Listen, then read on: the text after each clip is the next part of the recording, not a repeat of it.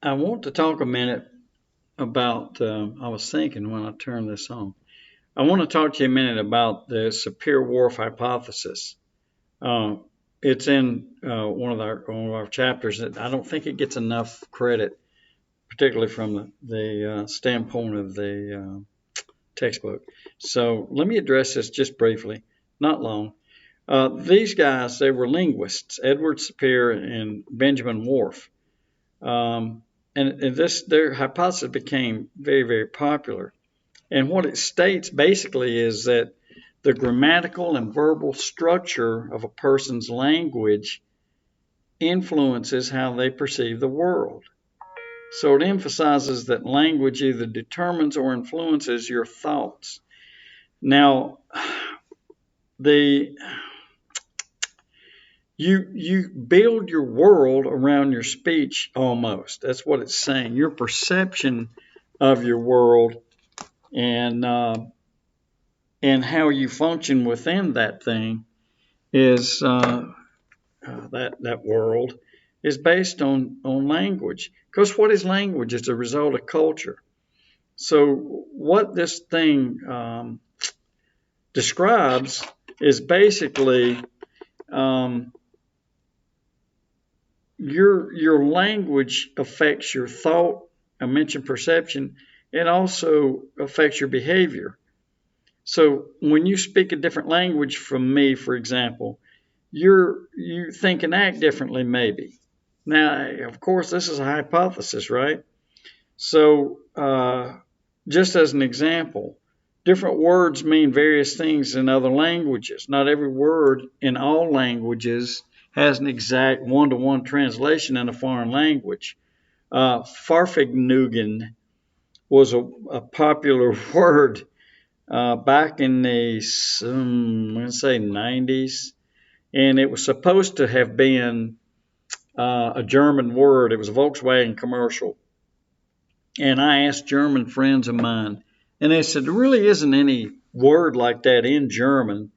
The closest thing to it, they told me, and it was like a word for excitement or really cool. There wasn't really a one-to-one translation. So that's what this hypothesis addresses. It addresses not the one-in-one translation. It's addressing that your language is having a mighty effect on how you live your life and how you perceive your life. There are other names for this thing: linguistic relativity, or the principle of linguistic relativity. So if you are interested enough to look it up, you can look it up on one of those things too. What it's saying is there's a relationship between language and thought. So let's examine very quickly how language influences culture. Culture is defined, and you've had this ad nauseum now.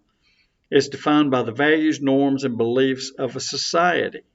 So our culture is something we view through what we undergo in the world, and then we develop a shared meaning of what occurs around us. That's a culture, because it's the key word here is shared meaning. Key words, and then language comes into play, and so we create responses to the culture and societal needs that we've encountered. There's a relationship between how we talk and how we perceive the world. I've already said that. You're going to hear that more than once. Um, but the question is, how is our society's language influenced by culture, and how does culture influence your language? Um, these two fellows that developed this hypothesis were interested in that, and that's why they put this study together. So one view is that our language restricts our thought processes. Think about that a minute. Our languages shape our reality. So we discuss our reality, we imply things through our language. We use the language is what we use to shape the way we think and how we see the world. Our perspective is affected by this. by your language. People who speak different languages have different views of the world. I know this sounds like repetitive, but it's all rolled into the same idea. Um, let's.